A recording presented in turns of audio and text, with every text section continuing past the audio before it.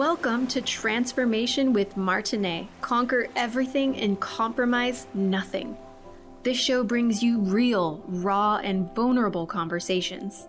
If you have never liked small talk and have been on a personal growth journey for a long time, stay tuned as Martine and her guests share empowering stories. Now is the time to own your past and look toward your future with hope. Believe in your dreams, and all that you want to achieve is possible. Transformation Coach Martine helps you accept and love you for you. It's time to listen to your heart and tap into your unlimited potential. You have the answers you need inside. Sometimes you just need the right guide to help allow transformation to happen. Transformation with Martine starts now.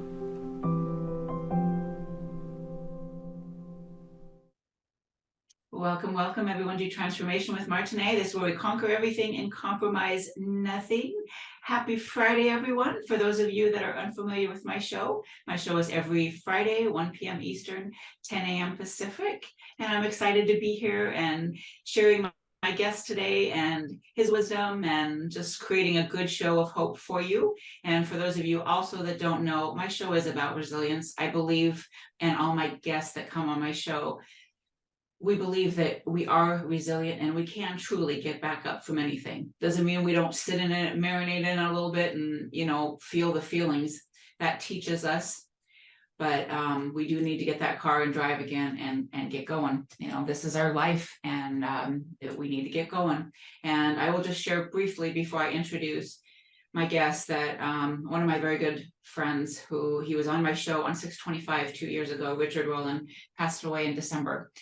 And I am just finding out about it. And it's, I don't know how, sometimes when you're not in touch with somebody, you don't see things, whether it's the algorithms or whatever it is, you don't see things. And his wife didn't reach out to me. So I'm just finding out. So it's like I'm marinating in this today, but also celebrating him, because being a former cancer survivor, I know what it's like.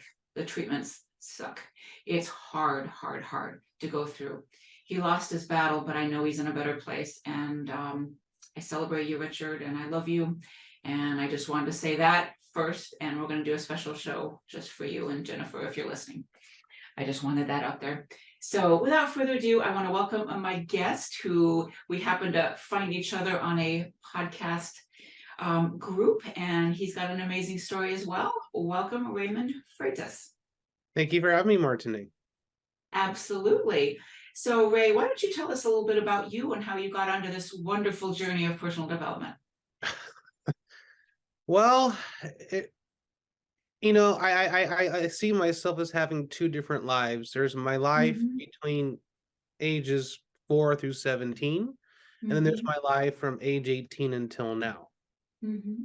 And I kind of put that in the book that I'm now in the process of getting testimonials from. And once I get the testimonials, it'll be time to publish it. That might take a few months for them to read it and whatever. But at age 4, my step-grandfather died on Christmas. And that just changed my entire family dynamic. That led to my mom divorcing my dad without any notice. And I just kind of ended up really having to rediscover like what was gonna make me happy, because I'm now coming from one home. I'm coming back from Arizona, and my mom's like, "Oh, we're going home," but when you're 5 years old, you know where home is, right? You know where it is, and I'm leaving this place I call home. Like, and I get to this new place, I don't even know what it is. My mom says, "Oh, you told me you like this place," and I had never even seen it before, and I think that was the first time in my life where I went through something very traumatic. Because I didn't know where my dad was. I didn't know. It was unfamiliar. But I do think as a 5-year-old, that's when my resiliency started.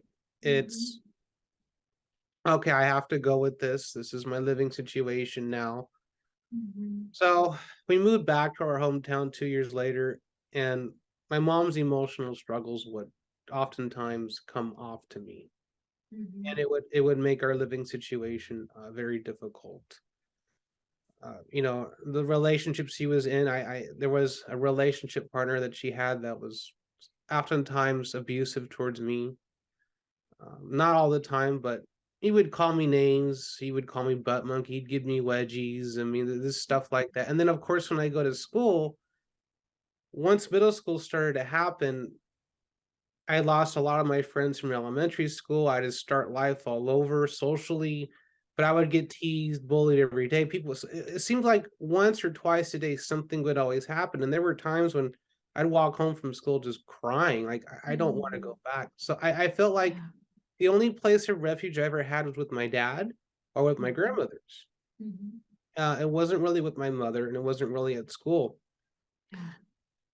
And this would be the story of my life up till 17. And then my grandmother died, who had Parkinson's. And prior to that, led my dad to have a heart attack because he was taking care of her. And I'm 16, my dad gets a heart attack, and I'm like, oh, great. And I kept calm through all of it. Like, there was something about me when I deal with adversity, I just remain calm. And there's nothing to panic about. But what happened was when my grandmother died and someone asked me to go to the junior prom in high school, play with my feelings, and downhill Raymond it went. And literally my mind started to race. I started overthinking. I couldn't sleep at night. I had quit baseball. I just couldn't focus. I couldn't focus on my studies. I didn't know what was going on. My mom didn't know what was going on. I mean, no one knew what was going on. Finally, that summer, I just was talking off the wall stuff, and I was put into a mental hospital for a week. And in the hospital, they trick you saying, "Can I have your autograph?" So you're so out of it, not knowing what it means. I'm like, okay, I'll give you an autograph. And what you're really doing is you're signing your rights away to them. So your parents can't do anything to their child in the mental hospital. Once you sign it, there's nothing they can do. They have the power over you. So when I was there, I made the most of it, and I got out of there of a week. I just said, okay, let me just calm down, because the first 2 days I was manic as all heck, and they didn't know how to control me, so they shot me with Haldol, and that gave me a seizure. That I hallucinated things on the wall. I mean, I was seeing my biggest fear, like people killing animals for sport, and just anything that I really did not want to see. I saw in Haldol. It was one of the worst drugs, and I have a very allergic reaction to it. I got out of the hospital, and now it's like, well, now I have to rediscover my identity. Now I have to rediscover what I can handle, what I can't. And what I learned is that stress is a big trigger for me. But I knew stress is just part of life. We go through things, we go through challenges, we go through all these things. And like, how am I supposed to eliminate stress from my life? Like, it's just, we're always going through some sort of stress. No one is 100% stress-free at any time. No, never. And so I'm thinking, well, how do I eliminate stress? If stress is my trigger, how do I eliminate it? And I'm like, well, when I was 17, I made sure that my senior year was very, very minimal stress. I took English, took PE, took psychology, a lot of good teachers, graduated. But I wasn't ready to leave home to go to college. So I moved in with my grandmother, the nice big house in the Oakland Hills. And I went to college. And I think it was in college when I was explaining something to a fellow student about math. And she goes, Raymond, you should really become a teacher. And I'm thinking, teacher. And it didn't click on me when I was in high school, because I was like, there's no way I'm going to be a teacher. I wanted to be a park ranger. But, park rangers develop their programs and teach people about the outdoors all the time. So it just made sense. So I ended up becoming a tutor at the Learning Center. And when I was there, I had the ability to really break things down and to take things. I wasn't the smartest person. I wasn't the most intelligent when it came to math, but I could connect with people on a personal level. And that's what the two T's like. They wanted someone they could relate to. They wanted someone that can break down, that did not judge them, that did not just get frustrated because they couldn't get an answer. Someone who was patient.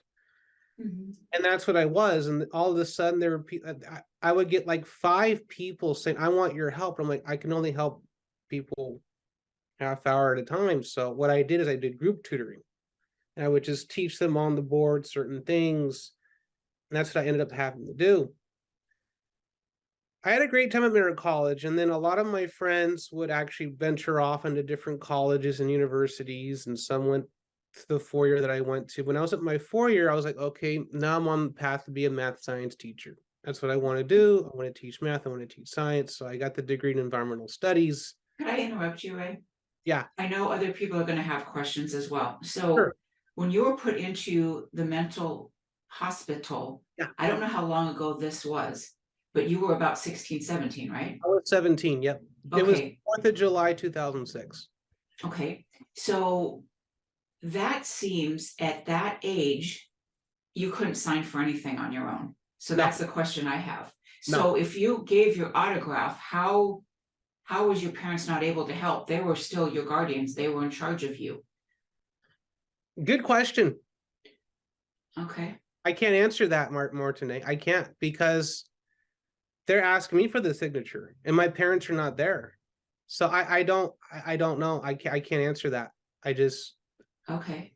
because if I was 18, yeah, I'd sign it, but because I was 17, Yeah. right, exactly.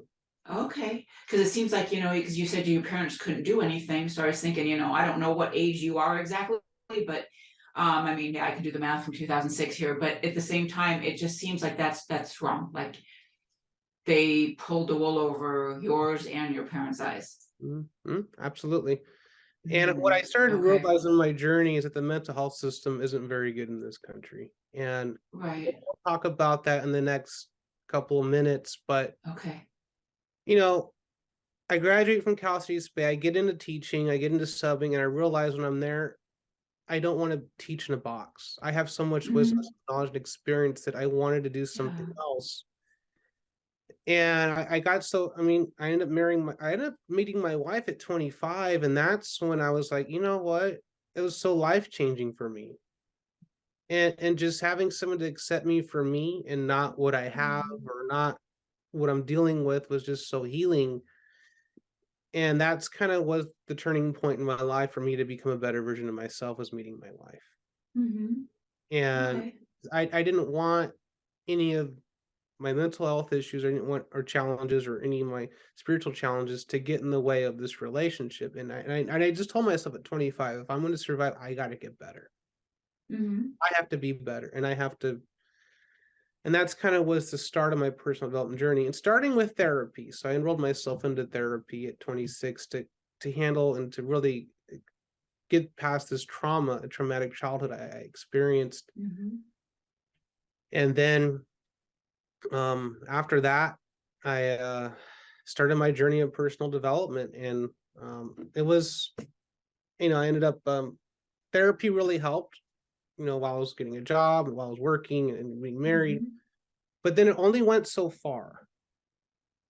And that's when I decided, I have to do something else. I have to make a change in because I wasn't fulfilled as an educator in the school district. I just wasn't fulfilled with it. Even though I was married, I was happy, I had a wife, I had emotional eating disorder, I had all these other things going on. And eventually I had to make a change. Right. Okay, so we are going to take a break here in a moment, but yeah, I would like to talk about the transition from you start teaching, and then you go to meet your wife, and then especially being in a relationship, it's like, we are led to be better versions of ourselves in our relationships, and especially being the case that you want to help people. We know that we have to work on ourselves before we can take anywhere. So I would like to discuss that when we get back. If Awesome. that sounds good to you. Okay. Absolutely. Thank you, everyone. We'll be back in just a moment.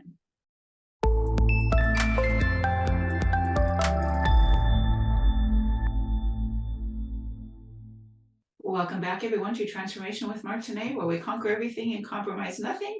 My guest today is Raymond Freitas, and we have been talking about personal development of every kind. So, Ray, we left off where you were talking about, or what I'd kind of start, like you had gotten your degree and you were teaching math in school, and then you met your wife, and then you realized that, you needed to do more work on yourself, for your relationship, for your want and desire to help people. So what went on in there?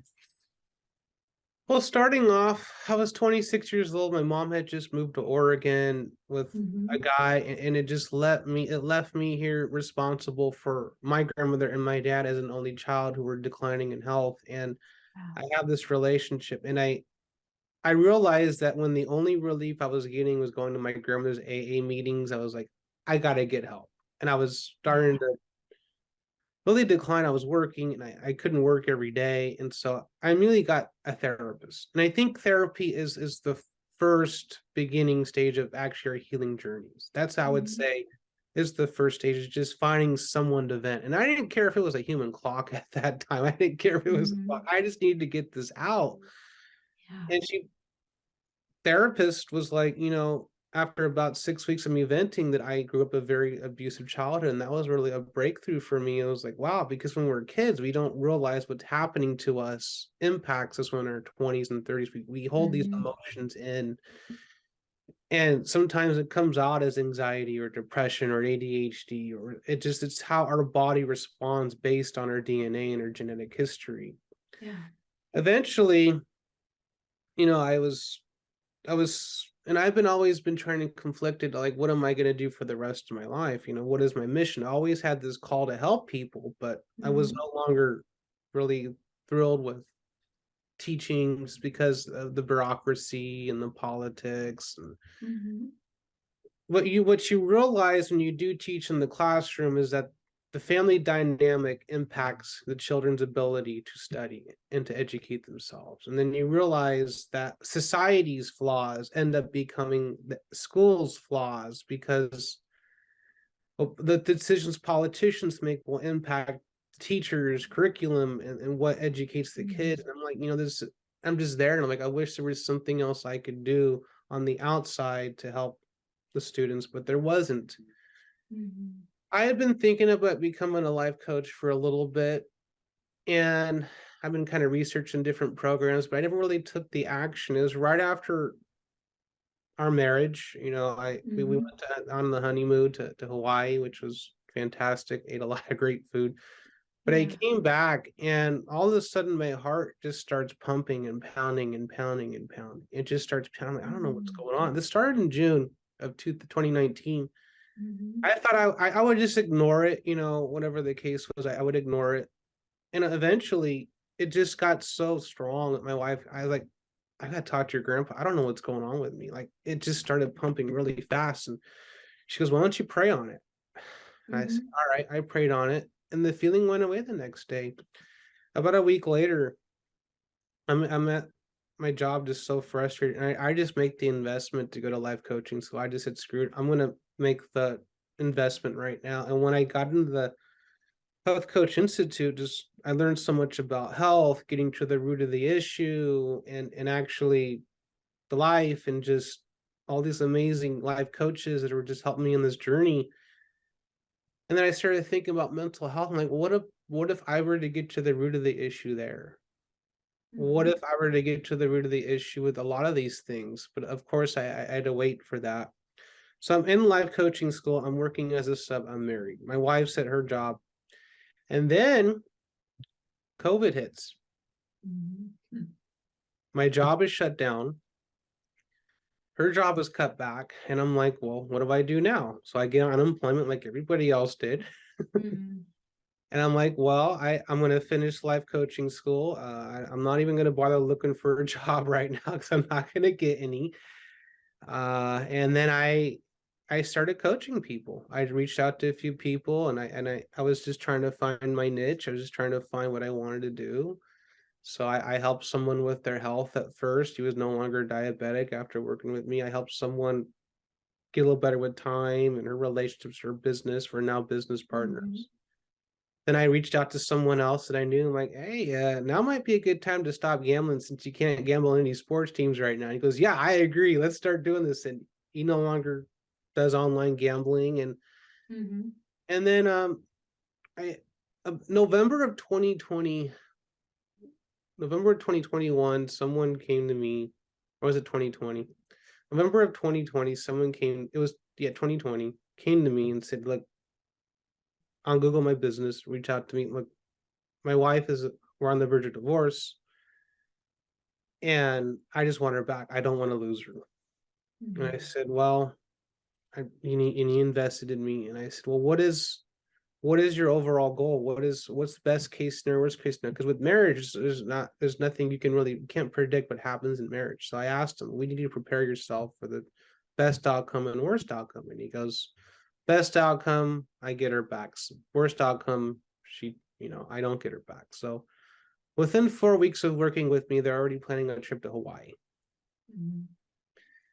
And COVID had impacted them too. They both got it. And their marriage was, I'm not going to say too much because it's confidentiality, but of course they experienced similar things that other couples experience after bringing kids in the world and after working hard and making decisions. And sometimes you get so stuck on life that you forget about the marriage. And in the marriage, yeah, I agree.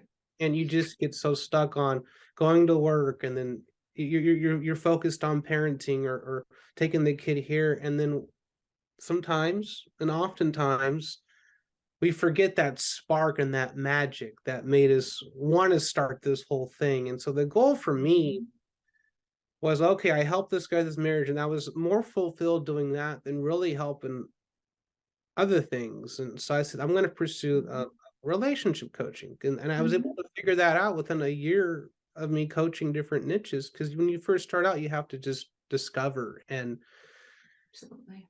And then so I went all in with my branding, made it all about love and swans and how they mate for life. And I realized, what transformation am I going to teach? Because with marriage is finances, there's career. I mean, everything impacts marriage. And I'm thinking what the transformation I went through, and then was spiritual. It was a spiritual transformation. It was a transformation from within, because after my awakening, my business partner said, hey, I want to exchange services with you, which was like, oh, heck yeah, I'm going to get this energy healing. And she became we got all to the root of the issues. We got to the root of mania. We got to the root of abandonment. I experienced depression, anxiety, schizophrenia. All these things were taken out of my subconscious. Every single one of these had an emotional code. And these emotional codes can happen in your elbow. They can exist in your shoulder. They can exist in your lung, your liver, your heart, your lungs. I had an emotional eating disorder. I had an emotional blockage downstairs. I couldn't sexually perform, and energy healing was what worked for me. And so as prayer, so as meditation, so as hypnotherapy.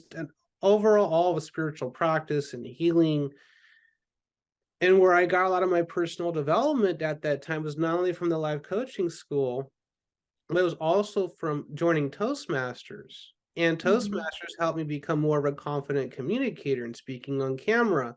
But when you do a speech, and you do a vulnerable speech, sharing your mental health history, and people just give you so much positive feedback, it's so rewarding and so empowering. And eventually, over years of just focusing on this during the pandemic and up until now, I'm just a completely brand new version of myself. Brand new. Like I feel like I have a world to really help, and I feel like I'm just on top of the world for me. And of course, while all this is happening, my family is being torn down. My dad is in a heart failure program. My grandmother's getting older and doesn't have good days sometimes.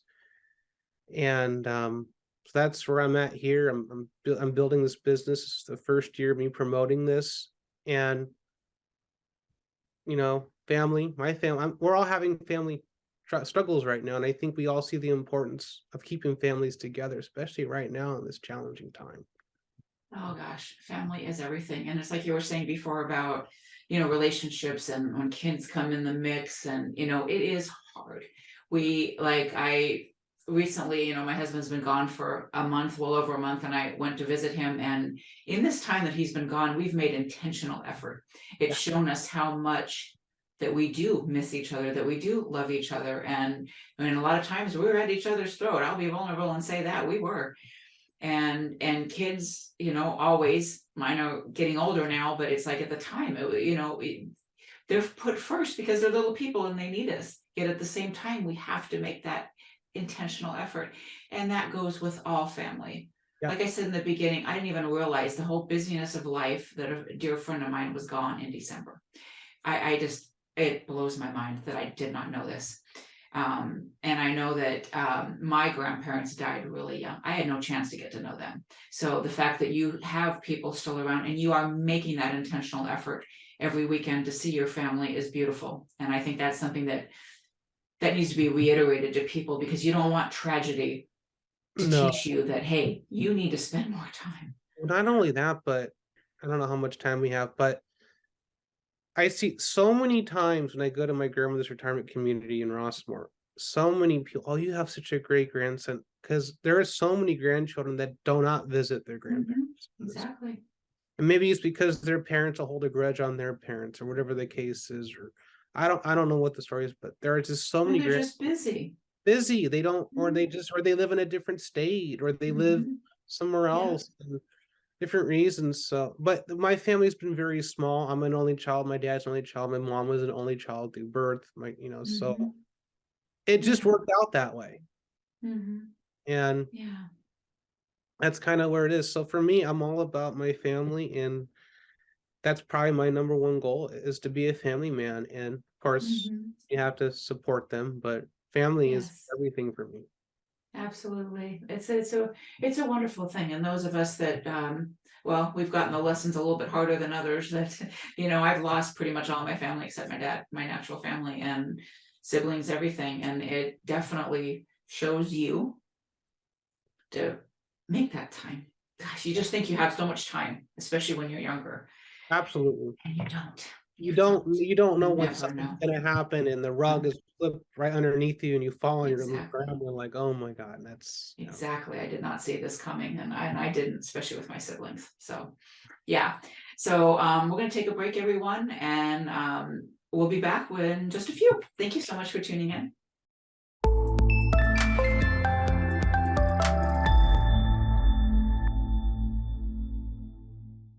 Welcome back, everyone, to Transformation with Martine, where we conquer everything and compromise nothing. My guest today is Freitas, and we have been talking about transformation, loss.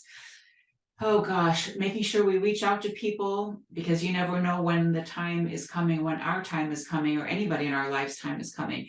It's so important. You don't want to be left with the regret of not reaching out. I have that, and I will my whole life with my brother and sister. I should have spent more time. I just kept thinking, oh yeah, we'll get together next weekend, and it keeps coming. So I encourage all of you, as I'm sure my guest encourages all of you, to reach out to somebody today, somebody you've been thinking about it, somebody who's on your mind a lot. Reach out.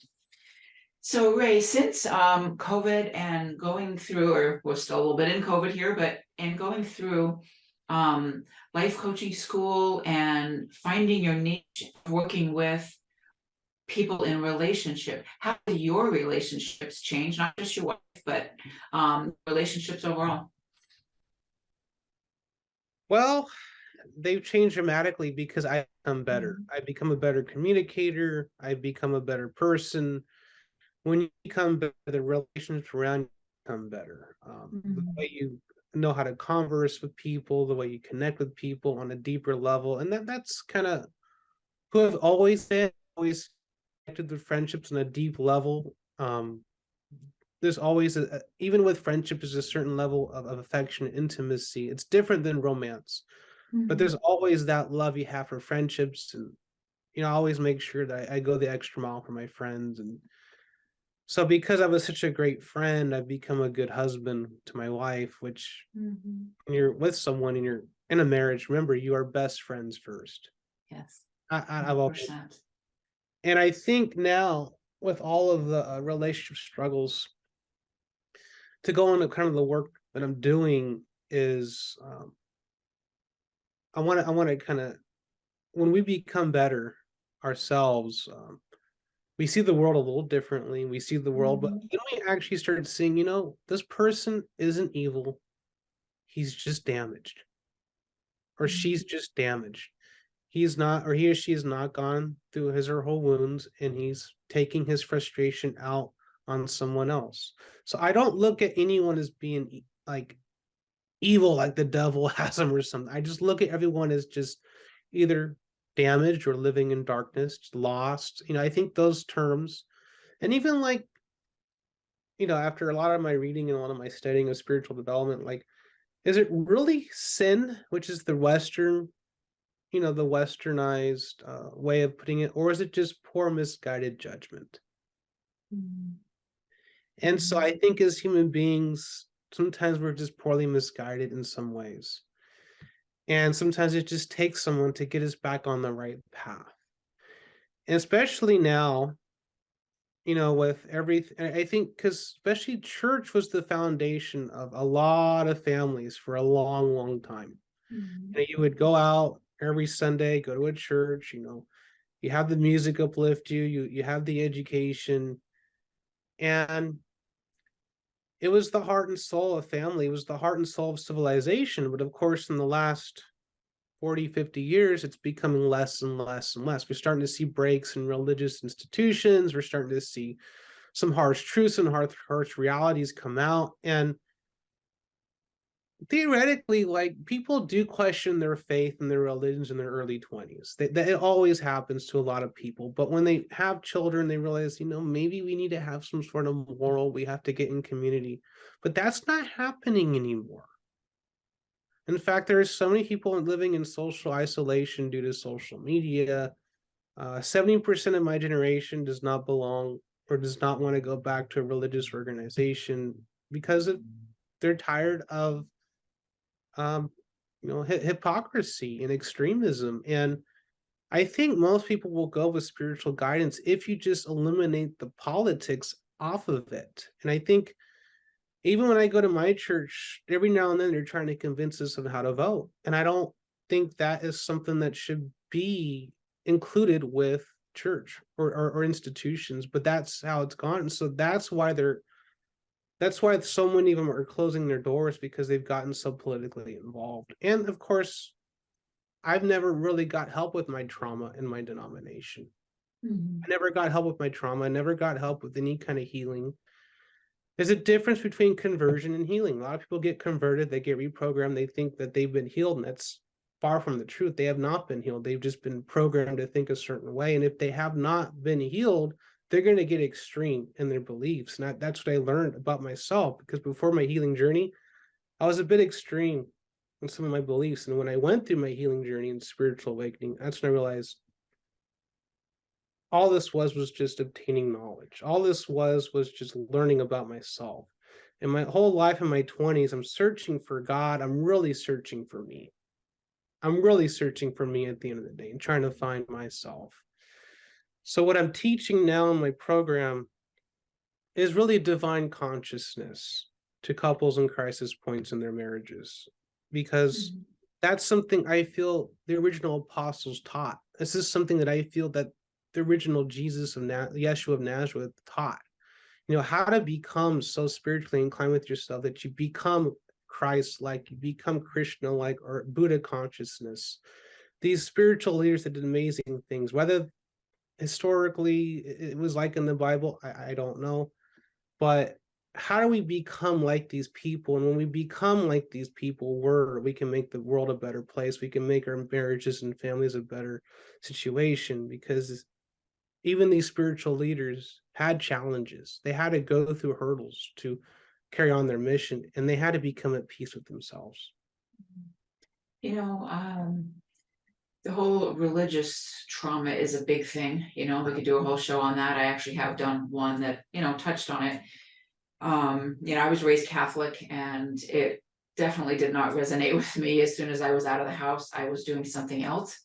And I really believe that if we just truly start to love ourselves, love exudes from there, and then we can touch other people from there. And I am a God girl. I definitely believe in God, but I don't resonate with any religion at all.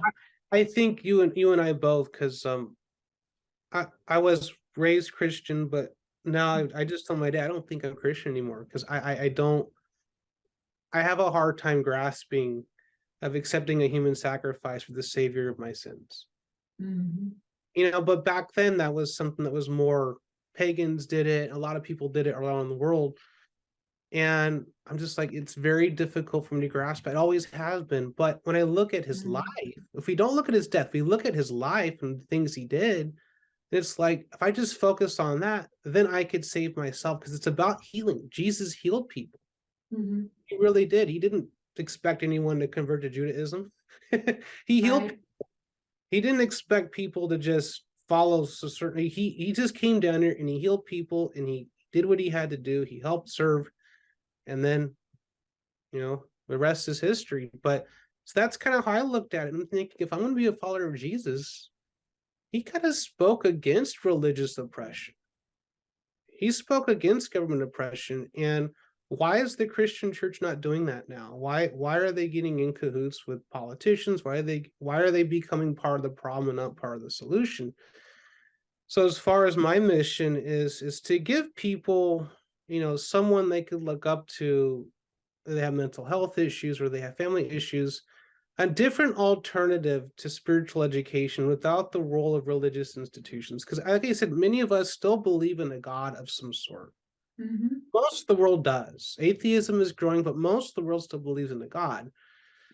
So how do we actually know to achieve and find the God from within us? Because Jesus says, I and my Father are one. Then I could say, I and my God are one. You and your God are one. So to really understand divine consciousness, we have to understand that God is not separate from us. God is within us. He is within us. I agree with that. And yeah, it's like, I just, what you were saying just a few minutes ago, I remember being Catholic and having to go to confession. That never made any sense to me at all. No. I can go right to God and talk to him. I do not need to talk to a human, a priest, someone that's going to judge me. Because it's like a lot of people will say things like, quote certain things from the Bible or whatever it is, that, you're going to go to hell because you're gay, or you're going to go to, and it's like, you are not the judge of anybody. No, if there's any kind of judgment, that'll be then. It sure isn't from us fellow humans to be judging each other.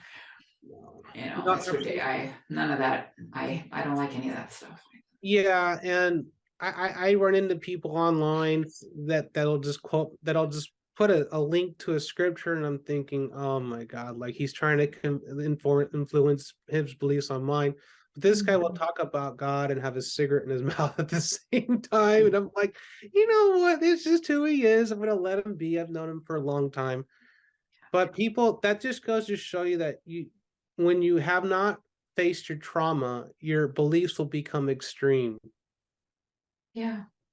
Yeah. And, things were like, those of us that are survivors of trauma too, there was so much beliefs and stuff beaten into us, or at least my case, it was. And I've had to, like, over time, just like, is this even something I believe at all? Is this a universal truth? Is it something I was taught? Do I believe this at all? No. Yeah. And it's like, when we're growing up and our parents were damaged and when they were raising us, they're probably yelling at each other, and all of a sudden we have to say grace before dinner. Makes a lot of sense, And it's like, that's a good point. And then we're gonna actually pray and before you go to bed, but then an hour before we just heard mommy and daddy get into a huge fight or something, And so I luckily, for me, one positive thing I'll say about having me with divorced parent, the divorce is a good thing, because it always does end up affecting the children more. It's painful. And it's painful even for the parents. But I do have, at least I never really experienced my parents really going at it day in and day out. I don't know how I would have handled that, but because I know that if they do that, it is a trigger for me. If they argue, they have not argued since my mental break, which is good. Right. Yes, that is a hard thing. I'm familiar. That didn't go on in my household either. Like, not all fighting, but when my parents were fighting, boy, did you know, there was an energy in the air. Whew, you could feel it. So before we take the break, Ray, where can everybody find you? It's in the notes, but still, where can everybody find you? Well, you could find me on Instagram, Facebook at Ray of Life Me. You can look me up at rayoflifeme.com. So it's simple, at Ray of Life Me, and you can follow me on IG, Facebook, or my website, rayoflifeme.com. Awesome. Okay, we'll be right back with our final thoughts for the show. Thank you so much for tuning in, everyone.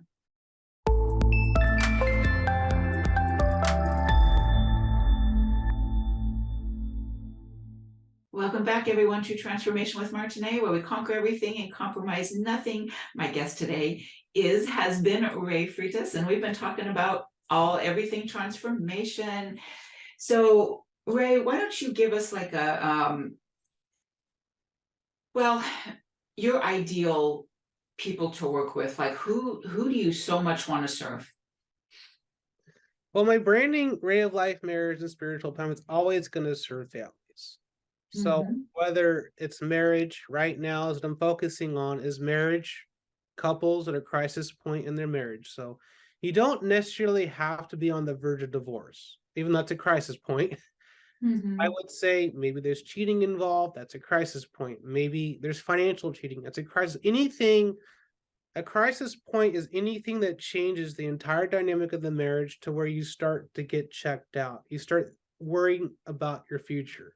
And that's in the marriage industry, it's flooded with therapists and counselors and coaches. And I really do think the big reason why a lot of married couples struggle with counseling and therapy is because those professionals help with behavior change in the past. And they'll ask questions like, why? When you ask someone a question like, why, they could trigger, I don't know why I got to go back 20 years.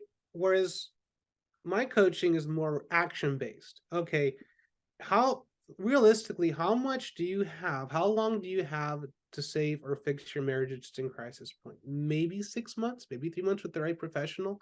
You don't have much time. So when you get into therapy, it could be a lot more difficult to save your marriage because that's a long-term thing. And if you're at crisis point, who knows what'll happen? Because I've been in therapy, and venting about each other's spouses sometimes doesn't work because some spouse might say, "Oh, I'm feeling attacked." Whereas coaching is different. Where I'm going to handle, I ask the questions, and then the couple will just answer, and they find the answers from within themselves.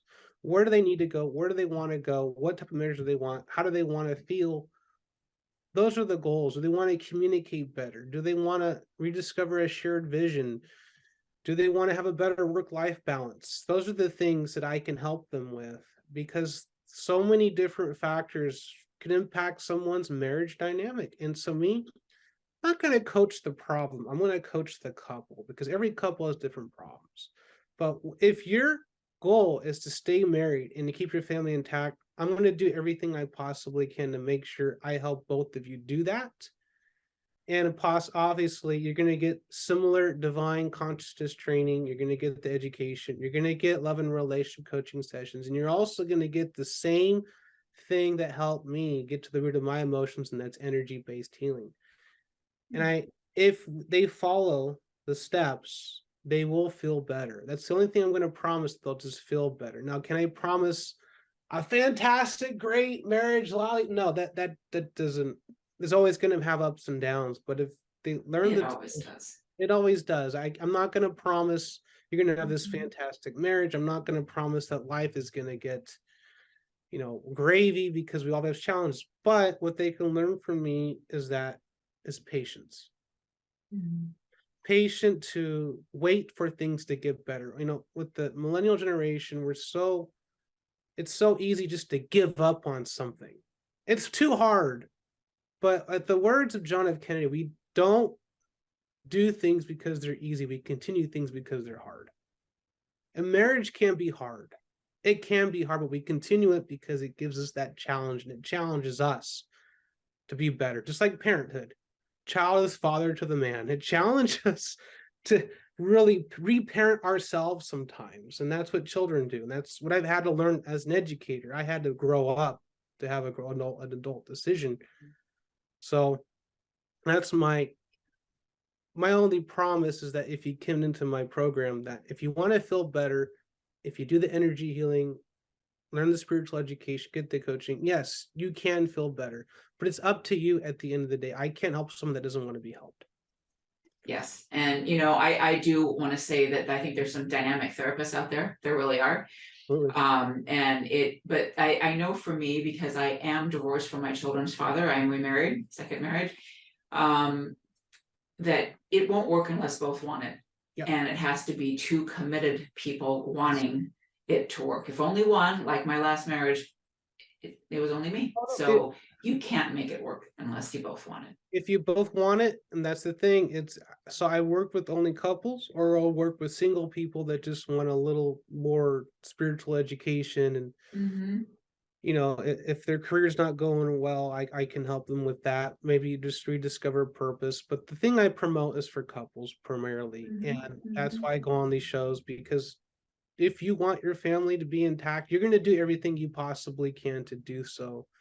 But like you said, there's only sometimes one person doesn't want to do the work, and you're like, oh, sorry, and because you really both have to address your trauma. We both have to address your childhood struggles. We both have to have some sort of future vision for the marriage. And and I think there's a lot of reasons for divorce, but I think now it's a lot of people have independence without marriage now. We have our own way of making money. Women are rising up. They don't want to have, they don't have to take the BS they used to take in the past, They, we are perfectly capable. Absolutely. And leaders in your own right.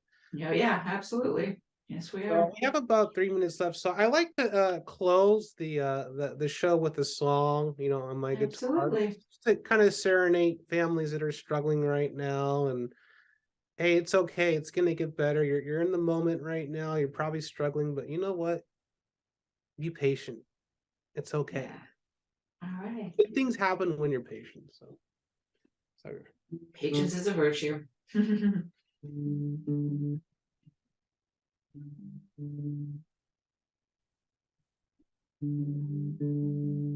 Oh, this thing got it too. You know what? I'll just do this one.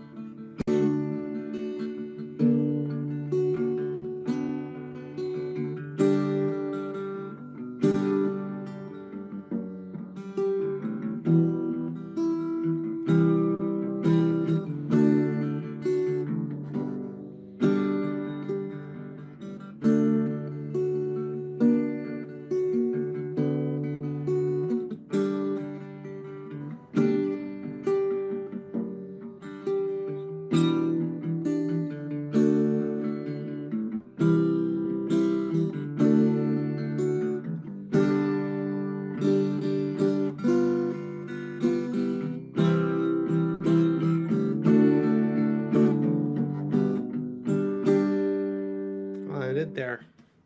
All right. Very good, Ray. Awesome.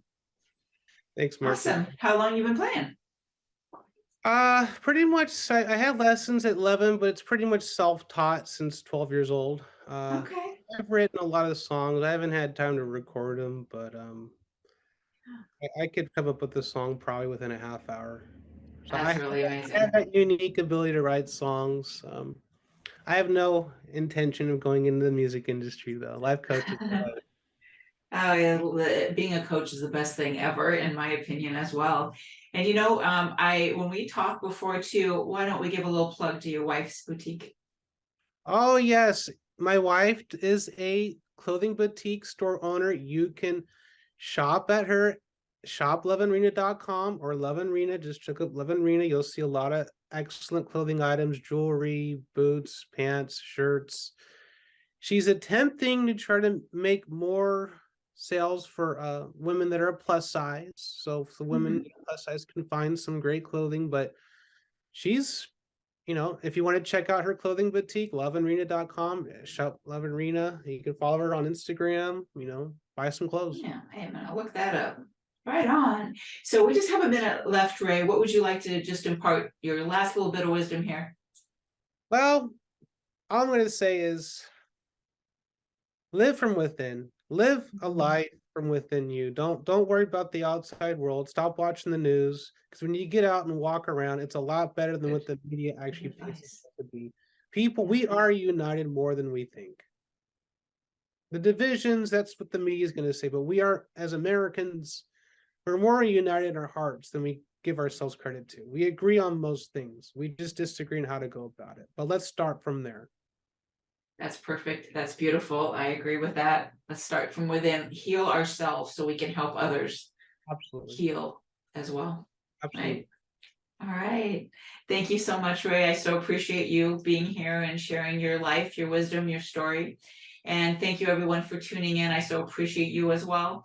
And remember, every Friday, 10 a.m. Pacific, 1 p.m. Eastern. And if you have a story of hope and resilience and you want to come on and chat as well, reach out to me. Thank you so much. Bye, everyone. Thank you for tuning in to Transformation with Martine, real, raw, and vulnerable conversations. Listen or watch live every Friday at 10 a.m. Pacific, 1 p.m. Eastern on transformationtalkradio.com as Martine and her guests have deep, meaningful conversations, sharing empowering stories. Step into your passions and lead with your heart. If you are ready to accept and love you for you, visit martineemmons.com and start allowing transformation to happen today.